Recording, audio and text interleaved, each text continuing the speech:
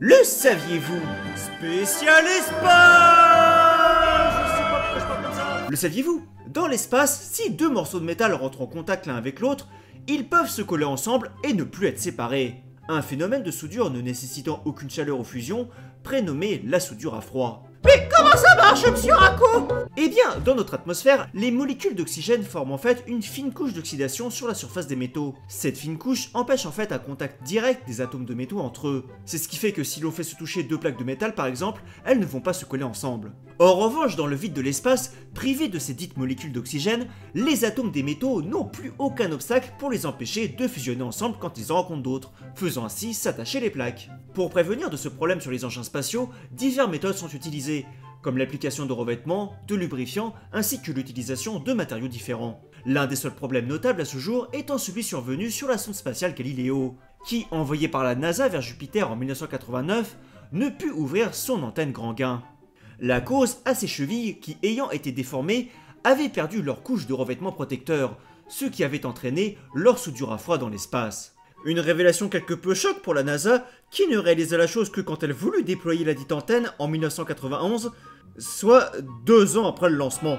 Antenne qui, évidemment, était indispensable pour transférer les données de la mission. Malgré toutes les tentatives de la NASA, l'antenne ne put jamais être réparée. Mais malgré tout, les ingénieurs réussirent à contourner le problème, ce en s'attaquant non pas à l'antenne, mais à la compression des données envoyées par la dite antenne. En changeant leur algorithme, ils réussirent à diviser jusqu'à 80 le nombre de données à envoyer pour une seule image, et permirent ainsi à la sonde d'effectuer 70% de sa mission, malgré son antenne défectueuse. Et en parlant justement de l'objectif principal de sa mission, le saviez-vous? Sur Jupiter, Saturne, Uranus et Neptune, il pleut des diamants. Un phénomène dû à la composition de ces planètes. Et qui diffère d'ailleurs selon les planètes, mais cela démarre toujours avec le méthane. Méthane qui sur ces planètes est soumis à des pressions et températures extrêmement fortes et qui se transforme en fait en diamant. Diamant qui finirait par fondre sur les planètes les plus chaudes, comme par exemple Saturne, où il y tomberait environ 1000 tonnes par an, et qui une fois retombé formerait ainsi une sorte de mer de lave. Cette présence de diamants, théorisée depuis des années, a été démontrée en 2017 par des expériences en laboratoire, qui ont réussi à produire des nanodiamants en reproduisant les températures et conditions extrêmes de ces planètes à l'aide de puissants lasers. Mais les 1000 tonnes de diamants par an de Saturne ne sont en revanche rien face à la joliment intitulée 55 Cancri E, une exoplanète découverte en 2004, située à plus de 40 années-lumière de la Terre, qui, avec une masse 8 fois supérieure à la Terre justement, serait constituée de diamants à l'intérieur de celle-ci pour un tiers de sa masse, lui valant le surnom de planète diamant. Une planète diamant qui vaudrait 26,9 quintillions de dollars. Ça fait 30 zéros. Pour mettre en perspective, le PIB de notre planète s'élevait en 2023 à environ 105,5 billions de dollars, soit 281 milliards de fois moins que la valeur de la dite planète. En revanche, sans parler de la distance nous séparant, l'extraction des diamants risque d'être compliquée puisqu'il fait 2150 degrés en moyenne à sa surface. Et en parlant de chaleur, le saviez-vous? L'espace a une odeur de steak trop cuit. C'est en tout cas ce qu'ont rapporté divers astronautes ayant passé du temps à bord de la Station Spatiale Internationale, où à leur retour d'une sortie dans l'espace, ils ont été frappés de cette odeur particulière. On parle de steak trop cuit, mais aussi de métal chaud, de sensations métalliques sucrées, oui, de fumée de soudure, ou encore de barbecue. Plusieurs théories existent quant à l'origine de cette odeur. Elle pourrait être due au scaphandre lui-même des astronautes, dont certaines composantes dégazeraient après avoir été exposées au vide et aux températures extrêmes de l'espace, être due à la présence d'oxygène atomique, encore présent à l'altitude de la station internationale, située dans l'atmosphère à 350 km de hauteur, oxygène atomique qui rentrerait dans le sas lors de son ouverture et sa repressurisation, et réagirait avec l'oxygène de la station pour créer de l'ozone, avec cette odeur caractéristique, ou encore être due à des étoiles mourantes. En effet, les étoiles, principalement composées d'hydrogène et d'hélium, qui brûlent grâce à la fusion nucléaire pendant des milliards d'années, finissent par s'effondrer et explosent en supernova une fois épuisées de leurs réserves. Une explosion qui produit des éléments plus lourds, comme de l'oxygène, de l'or, du carbone ou de l'uranium.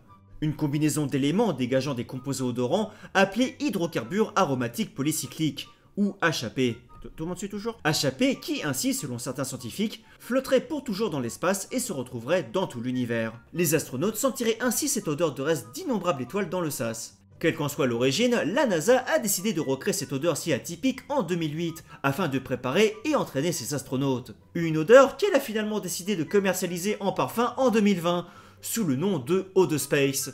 C'est un jeu de mots français. Aujourd'hui en vente pour une 50aine d'euros. Donc voilà, si votre rêve c'est de sentir le métal brûlé et le steak grillé, C'est votre moment! Créé avec l'aide de l'entreprise Omega Ingrédients, le eau de Luna, censé évoquer l'odeur de la lune, est aussi en vente, avec un parfum là aussi au goût de fumée, mais sans odeur de métal. Voilà, sinon vous pouvez faire un barbecue, c'est moins cher. Le saviez-vous? L'on doit le premier film et les premiers clichés de la Terre depuis l'espace aux Américains et aux nazis. En effet, ces images, prises à 105 km de hauteur le 26 octobre 1946, avaient été capturées par les Américains grâce à une caméra qu'ils avaient placée sur une fusée V2, ou Wagenfuchsfastfight, enfin arme de vengeance numéro 2 en français. Une fusée récupérée par les Américains dans le cadre de l'opération Paperclip, qui servait originalement de missile aux Allemands durant la Seconde Guerre mondiale.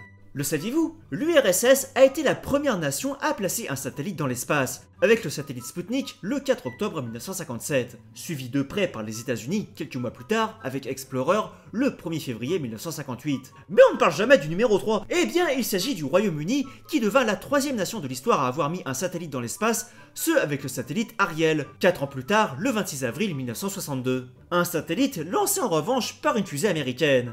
Ce qui ne fit pas du Royaume-Uni une puissance spatiale à part entière. Il en sera de même pour le Canada la même année, suivi de l'Italie en 1964, qui lancèrent leurs satellites via des fusées américaines.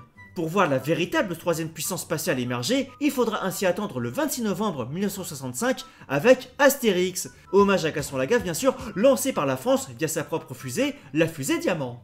Au niveau des puissances spatiales, elle sera suivie du Japon, de la Chine, du Royaume-Uni, de l'Inde, d'Israël, de l'Iran, et enfin des 2 dernières puissances en date, respectivement les 10 et 11e, la Corée du Nord le 12 décembre 2012 et la Corée du Sud un mois plus tard le 30 janvier 2013. Mais bien avant Sputnik cependant, un fonctionnaire chinois avait, selon la légende, déjà tenté d'atteindre l'espace.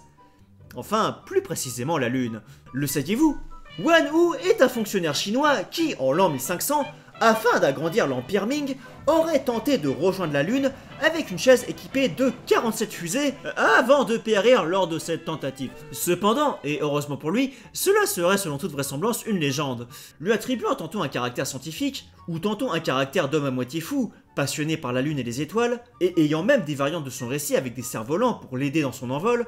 L'histoire originale serait parue en 1909 dans un article du scientifique américain écrit par un certain John Watkins. Le fonctionnaire s'appelait alors Wang Tu et non Wan Wu. Il avait vécu plusieurs milliers d'années avant l'apparition de la poudre à canon. Le Wan Wu moderne, traduisible par Renard Fou, apparaîtra pour sa part dans les années 1940, ce dans différents magazines américains. Malgré cela, cela n'empêchait pas l'histoire du fonctionnaire de prendre de l'ampleur, à tel point qu'un cratère de la Lune fut même nommé en son honneur. Son expérience fut d'ailleurs tentée tant en Chine qu'en Amérique pour voir si celle-ci était réalisable. Et les résultats furent sans équivoque.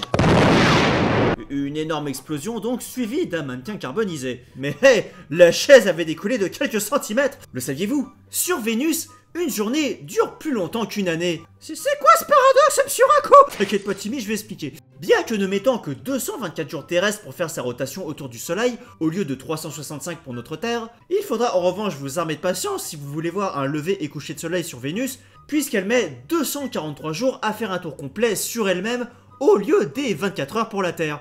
Faisant ainsi qu'une journée sur Vénus, de 243 jours pour nous, est plus longue que sa propre année, de 224. Le saviez-vous? Dans notre système solaire, la planète la plus proche du Soleil n'est pas la plus chaude. Et oui, contrairement à ce que l'on pourrait penser, ce n'est pas Mercure où les températures sont les plus élevées. Températures qui atteignent déjà tout de même les 430 degrés, mais sur Vénus, encore elle, où les températures atteignent les 470 degrés en surface. La raison étant son atmosphère, qui est composée à 96% de CO2, crée un puissant effet de serre, le gaz absorbant les rayonnements infrarouges du Soleil et retenant ainsi son énergie, ce qui augmente la température de sa surface. Le saviez-vous? Ceci est la dénommée EBLM J0555-57AB, qu'on va appeler Jojo pour les besoins de cette vidéo. Jojo qui est la plus petite étoile connue à ce jour. Une naine rouge faisant plus ou moins la taille de Saturne, soit environ 11 fois plus petite que notre bon vieux Soleil, mais tout de même 9 fois plus grand que notre Terre. Et ceci est Stevenson 2-18, la plus grande des étoiles découvertes jusqu'à ce jour. Une super géante rouge environ 2150 fois plus grande que notre Soleil, qui est à présent réduit à la taille d'un seul et unique pixel sur cette image en comparaison. Et si je dézoome encore, eh bien il disparaît au cours. Oui, je monte cette vidéo en 1080p. Le saviez-vous? Avant le XXe siècle, on pensait que notre univers n'était constitué que de notre seule et unique galaxie. Les milliers d'autres objets au contour un peu flou qui étaient observables par les télescopes de l'époque et qui ressemblaient à des sortes de nuages étaient en effet considérés comme des nébuleuses par les astronomes. Mais les doutes devinrent de plus en plus grands et ces nébuleuses finirent par faire l'objet d'un grand débat parmi ceux-ci au début des années 1920. entre ceux qui pensaient soit qu'il s'agissait d'autres galaxies extérieures à la nôtre, les extragalactiques, et ceux qui pensaient au contraire que celles-ci appartenaient uniquement à notre Voie lactée, étant soit des nébuleuses donc constituées de gaz, ou bien des sortes de systèmes solaires. Mais certainement pas des objets extragalactiques, puisqu'au vu de leur petite taille depuis la Terre, ils auraient été à des distances alors impensables pour eux. En 1924, un astronome américain, aidé du nouveau et plus puissant télescope de l'époque, le télescope Hooker, put finalement calculer la distance nous séparant de plusieurs de ces nébuleuses. Son résultat, publié le 30 décembre 1924, mit ainsi fin au débat, ces nébuleuses étaient beaucoup trop éloignées pour appartenir à la Voie lactée. Il s'agissait bel et bien de galaxies. Cet astronome américain, à qui l'on doit cette découverte depuis maintenant plus d'un siècle, c'était Edwin Hubble, dont le célèbre télescope spatial sera nommé en son honneur. Le saviez-vous? Sur cette image de 2,5 milliards de pixels, rassemblant 600 photos capturées par le satellite Hubble, vous pouvez observer environ 200 millions d'étoiles briller. Un nombre qui n'est absolument rien face aux 200 trilliards d'étoiles estimées dans l'univers pour un nombre d'environ 2 billions de galaxies. Si vous voulez une comparaison de ce chiffre délirant pour vous mettre en perspective, c'est probablement plus que ce que vous avez sur votre compte en banque. Le saviez-vous? Le célèbre film 2001 l'Odyssée de l'espace, réalisé par Stanley Kubrick, sorti en 1968, a eu une suite, 2010, l'année du premier contact, sorti en 1984. Une suite qui suit les événements du premier film où, 9 ans plus tard, en 2010, les Américains et les Soviétiques cherchent à savoir ce qu'il est advenu de l'ordinateur HAL qui a provoqué de nombreux problèmes lors de la mission du premier film. Cependant, 2010 connut des résultats plutôt décevants au box-office, surtout en le comparant aux résultats du premier film. Doublé à des succès critiques mitigés, critiques d'ailleurs plutôt injustifiées au passage, le film est plutôt bien mais bon ce n'est que mon avis parfait, firent réuni que le film tomba plus ou moins dans l'oubli. Mais ce qui est encore moins connu, c'est que ce film fait en fait partie d'une tétralogie de romans écrits par Arthur Clarke, Odyssée de l'espace. Une tétralogie écrite de 1964 à 1997 qui raconte une histoire se déroulant sur 1000 ans. Après 2001 l'Odyssée de l'espace et 2010 Odyssée 2, s'ensuivant 2061 Odyssée 3 et 3001 Odyssée finale. L'histoire gardant jusqu'au bout ses thématiques principales, dont l'observation de l'humanité par une civilisation extraterrestre et les lunes de Jupiter. Je n'en dis pas plus. De toute façon, ce serait bien compliqué vu que je l'ai pas lu. Des histoires basées sur certaines de ces nouvelles plus anciennes, dont La Sentinelle paru en 1951 et À l'aube de l'histoire paru en 1953. Arthur Clarke, qui travailla par ailleurs conjointement avec Kubrick dès 1964 pour le premier film de la série, auquel un grand paquet d'aliens avait été testé sans succès au passage, et qui collabora aussi pour sa suite en 1984, dans laquelle il a d'ailleurs un caméo. Le saviez-vous? Le personnage du Space Corps dans Portal 2 est inspiré d'une publicité pour l'Oregon Costa Aquarium. Space. Wanna go to space? Space, space. Go to space. Hey boy. Going to space. Go in there. Can't wait. Gotta go. Space. Going. Space. Aquarium. Aquarium. Aquarium. I wanna go. I wanna go to the aquarium. I wanna go to the aquarium. Aquarium. Ça c'est dit, le saviez-vous? À ce jour, nous ne savons pas si l'univers est fini ou infini.